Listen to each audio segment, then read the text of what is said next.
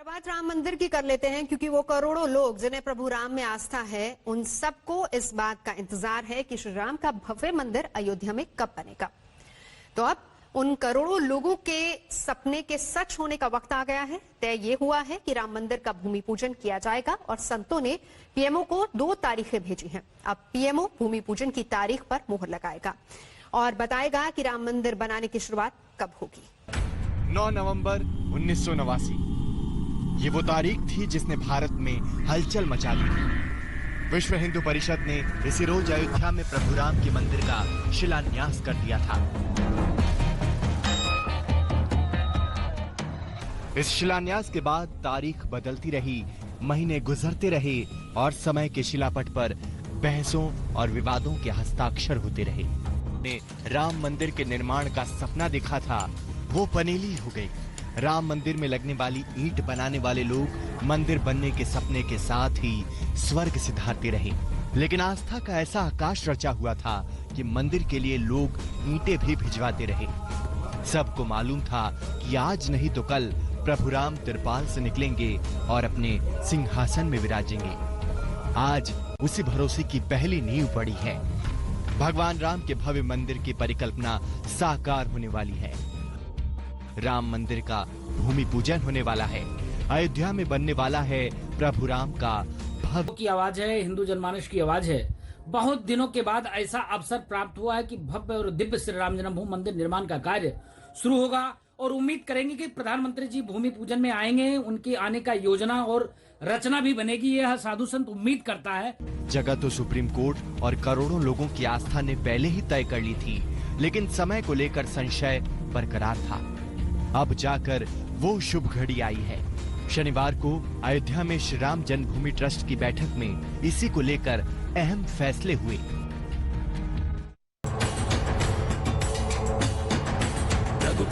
राम जन्मभूमि trust ने राम मंदिर को लेकर जो बैठक की, उसमें तय हुआ है कि भूमि पूजन की तारीख पर अंतिम फैसला पीएमओ की ओर से होगा। संतों ने पीएम को शुभ मुहूर्त वाली 2 तारीखें बता दी हैं। पहली तारीख है 3 अगस्त और दूसरी तारीख है 5 अगस्त।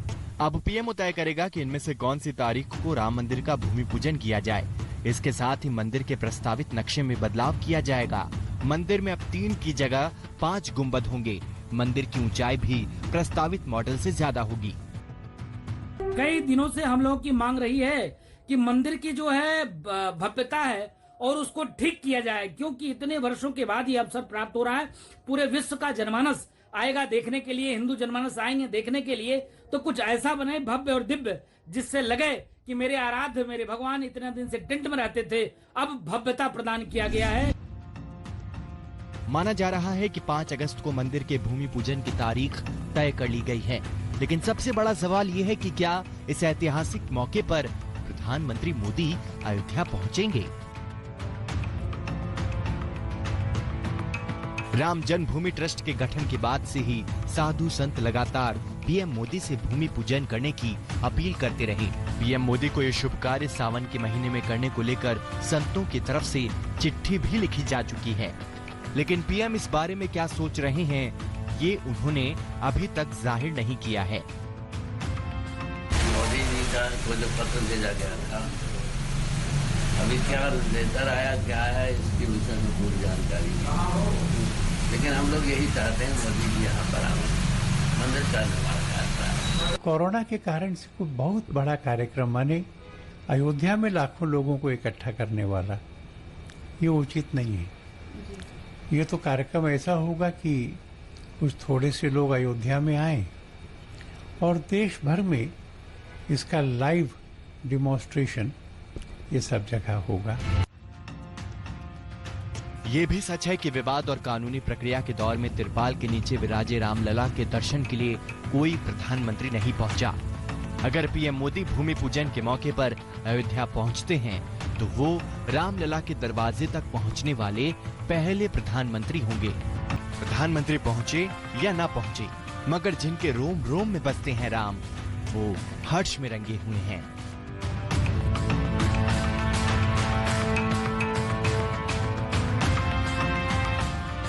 अयोध्या से शिवेंद्र श्रीवास्तव के साथ आज तक ब्यूरो।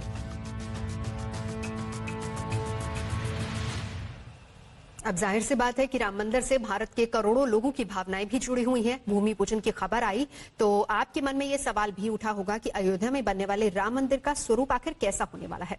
तो हमने एक खास रिपोर्ट आपके लिए तैयार की है ताकि आप भी जान सके कि कैसा होगा भगवान राम का भव्य मंदिर। वीएचपी का बनाया राम मंदिर का वो प्रारूप दिखा रहे हैं यहां पर, जिसको लेकर लगातार काम हुआ है और बताया जा रहा है कि इसी के आधार पर राम मंदिर का निर्माण होगा। हम आपको विस्तार से बताते हैं। ये राम जन्मभूमि, और आप ये भी समझिए कि यहां भी बहुत सारा निर्माण होगा, लेकिन राम मंदिर जो उसके बीचों बीच होगा, इतनी खाली जमीन वहां पर नहीं होगी। लेकिन अभी सिर्फ राम मंदिर पर आप ध्यान दीजिए तो उसकी लंबाई होगी 270 फीट। ये पूरा मंदिर जब आप इसकी परिक्रमा करेंगे चारों तरफ से, तब सोचिए कैसा भव्य रूप वहां पर रहेगा। ये मंदिर 2 मंजिला होने वाला है। ये पहली मंजिल और दूसरी मंजिल को हमने अलग अलग करके आपको इसीलिए दिखाया है ताकि आप समझें कि कौन सा तल कैसा दिखने वाला है, कहां पर कितने खंबे यहां रहने वाले हैं। ये जो आकार है इसका, जो समूचा मंदिर आप देख रहे हैं, वो करीब 2.25 लाख यानी 2.75 लाख घन मीटर का ये पूरा दायरा होगा राम मंदिर का। वाकई जिस तरह की तैयारियां चल रही हैं उसमें एक अद्भुत रूप हम मान सकते हैं इसका। मंदिर के 5 हिस्से कुल, जिसमें कौली, गर्भगृह और परिक्रमा, रंग मंडप, नृत्य मंडप और सबसे सामने का जो हिस्सा है वो सिंह द्वार का हिस्सा होगा। और अब हम इस वर्चुअल परिक्रमा के जरिए मंदिर के प्रवेश द्वार सिंह द्वार के पास पहुंच गए।